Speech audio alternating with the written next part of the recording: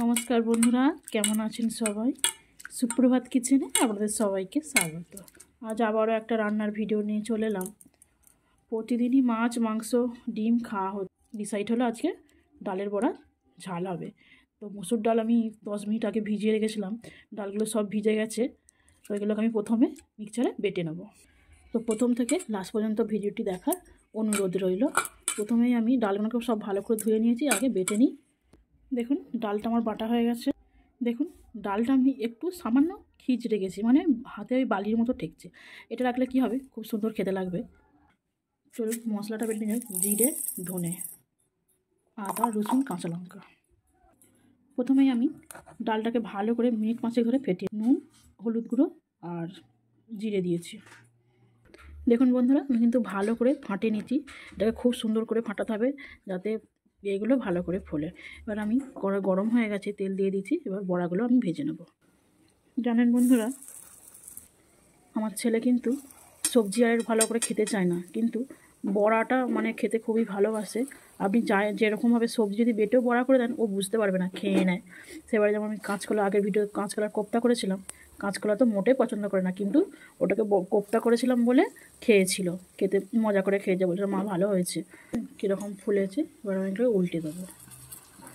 দেখছেন ফুলে গেছে একদম। দেখছেন বড়াগুলো কতটা ফুলে গেছে, ফাঁপা হয়েছে কতটা। ভালো করে এটাকে নিতে হবে। বড়াগুলো আমার ভাজা হয়ে গেছে, এগুলো তুলে নেবো। এইভাবেই আমি সব বড়াগুলো বানিয়ে নেব।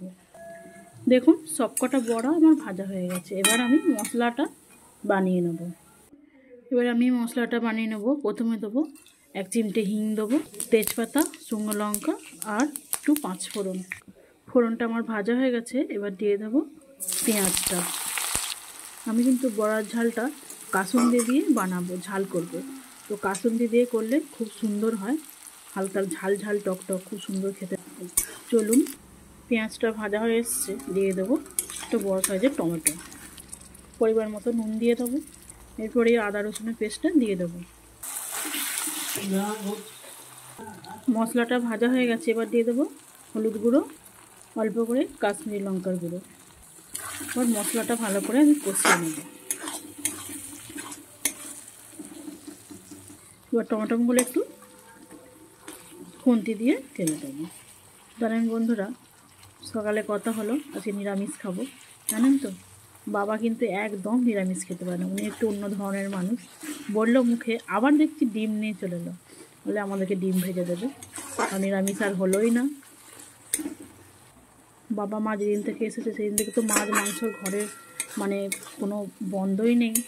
তো আমিই বললাম যে আজকে একটু নিরামিষ হোক, আবার ভালো লাগছে না। মশলাটা কিন্তু খুব সুন্দর গন্ধ উঠেছে। সামান্য একটু জল দিয়ে দেবো। এই মুহূর্তে কাসুন্দিটা দিয়ে দেবো।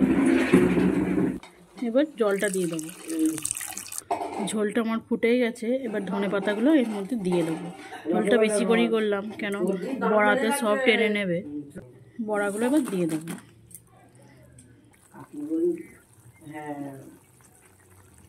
দেখুন বড়ার ঝালটা আমার কমপ্লিট হয়ে গেছে। এবার ভাজা মশলা দিয়ে আমি পুরোটা কমপ্লিট করব। এবার নামিয়ে নেবো আমি। তো নামার আগে বলছি, এই বড়ার ঝাল, কাসুন্দি দিয়ে বড়ার ঝালটা যদি আপনাদের ভালো লেগে থাকে, আমার চ্যানেলটাকে সাবস্ক্রাইব করবেন, একটা লাইক করবেন, আর কমেন্টসে বলবেন কেমন হয়েছে, বা আপনারা বাড়িতে বানিয়ে দেখবেন। তো ভিডিওটা আমি এখানেই শেষ করছি। ভাববেন এতটা ঝোল কেন রেখেছে, ঝাল তো বললো। তো ডালের বড়া ঠান্ডা হলে এটা পুরোটা টেনে নেবে, সেই জন্যেই এতটা ঝোল আপনাদেরকে বলা হলো না, এতটা ঝোল রেখেছে। তো আমি এখানে শেষ করছি ভিডিওটা। ধন্যবাদ।